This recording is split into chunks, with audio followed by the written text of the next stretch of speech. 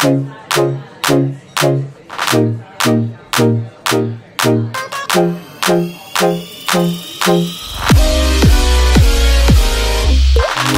guys, hari ini gue mau ngebahas cara gue ngemod Veigar 68 Retro Edition gue. Sebelumnya gue udah buat review video dan linknya bakal gue taruh di deskripsi. Sebelum video ini, gue mau berterima kasih kepada Pressplay yang sudah mengirim keyboard ini ke gue untuk mod dan review. Pertama, gue mau highlight masalah yang gue temukan sesaat mereview keyboard ini. Pertama, ada pre-installed dampening foam yang gue rasa terlalu dikit. Terus ada switch yang unloop, dampening between plate dan case-nya yang kurang, ada beberapa standoff yang unnecessary, terus ada interference di keycaps-nya. Untuk mengatasi masalah yang gue barusan highlight, gue bakal memasang silicone dampener, looping switch, nambahin dampener between plate dan case-nya, memotong standoff yang nggak penting, dan melakukan paper mod untuk mencoba memperbaiki interference-nya. Terus untuk keyboard ini gue bakal ngincar sound profile yang lebih mute, jadi gue bakal pasang plate foam, Tempest tape mod, dan PE foam mod untuk mendapatkan sound profile yang gue mau. Memulai dengan disassembly-nya, kita perlu melepas semua keycap dan switch dulu menggunakan pullernya. Untuk switch-nya tinggal cantolkan dua ujung pullernya ke klip plastik yang di sisi depan dan belakang switch, terus ditarik switch-nya. Setelah itu, untuk melepas top case dari bottom case-nya kita agak susah, karena kita perlu menggunakan pry tool, atau bisa pakai jari aja untuk mencongkel klip yang ada di top case-nya dari bottom case-nya, dan terus tinggal dipisah. Setelah itu bisa mengeluarkan plate dan PCB-nya. Hati-hati karena ada kabel baterai yang terkonek ke PCB. Setelah semua partnya terpisah, kita bisa memulai dengan mod pertama kita, yaitu untuk memotong standoff yang unnecessary. Untuk melakukan ini, gue menggunakan cutter. Di keyboard ini ada 4 standoff dan berfungsi untuk mengepaskan alignment case dengan plate dan PCB-nya.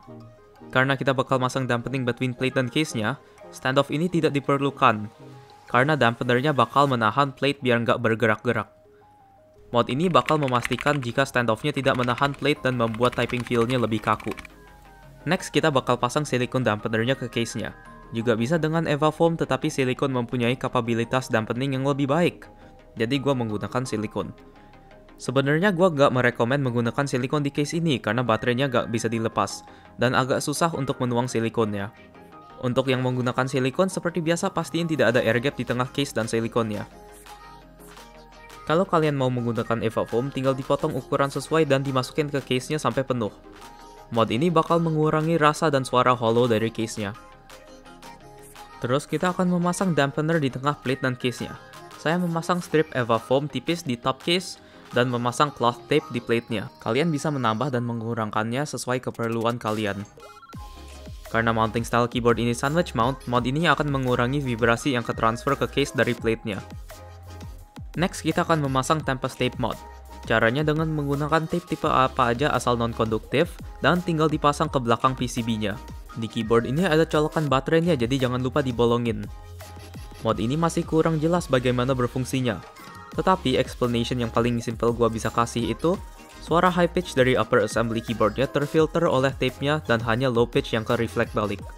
Terus sebelum memasang keyboard kembali, kita akan memasang PE foam mod dan plate foam. Kalian bisa pilih salah satu, tapi saya menggunakan dua-duanya untuk mendapatkan sound profile yang saya cari. Biasa kalau pakai hanya PE foam bakal lebih poppy suaranya. Kalau pakai plate foam akan lebih mute. PE foamnya tinggal dipotong seukuran plate-nya dan dibolongin untuk stabilizer-nya. Untuk plate foam-nya, karena keyboard ini menggunakan sistem sandwich mount, gua bakal motong foam-nya kecil-kecil dan di double tape ke plate-nya. Kalau pakai metode yang biasa, nanti takutnya beban di PCB-nya terlalu banyak dan akan lepas switch-nya.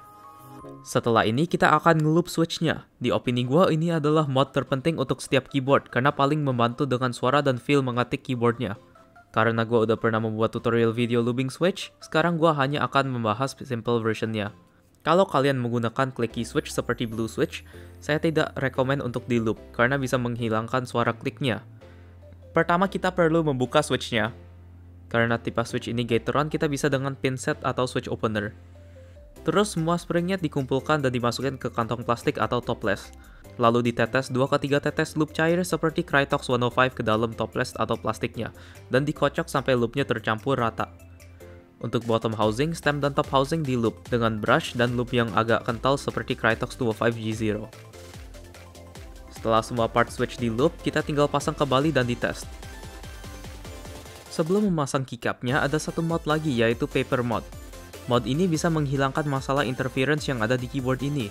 Sebenarnya gue juga agak skeptikal pas pertama ketemu mod ini. Tetapi pas gue tes bener jadi nggak kerasa interference lagi. Caranya dengan memotong strip kertas kecil. Bisa menggunakan foto ini sebagai reference untuk ukuran kertasnya. Terus kertas itu tinggal dimasukin ke bolong stem di keycapnya. Pas memasang keycapnya kembali ke keyboardnya, jangan lupa untuk menekan keras biar kertas yang di dalam rata.